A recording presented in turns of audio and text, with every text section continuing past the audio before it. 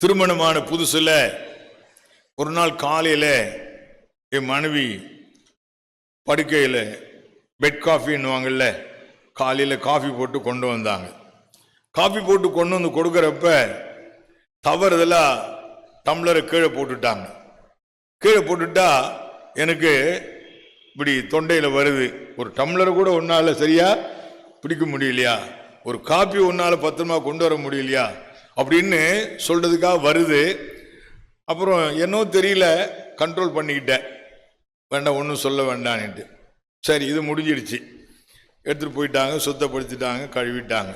சாயங்காலம் evening coffee கொண்டு வந்தாங்க. வாங்கி நான் பெட்டு மேலே ஊற்றிட்டேன். அப்ப நான் நினைச்சேன், நல்ல வேளை காலையில ஒன்னும் சொல்லலை. சொல்லுங்க, நல்ல வேளை காலையில ஒன்னும் சொல்லலை. நான் சொல்லியிருந்தேன்னா அத்தனையும் இப்ப எனக்கு வந்திருக்கும். விளங்குதா? நியாய தீர்ப்பிலே இரக்கம் மேன்மை பாராட்டும். இரக்கமுள்ளவர்கள் பாக்கியவான்கள், இரக்கம் பெறுவார்கள்.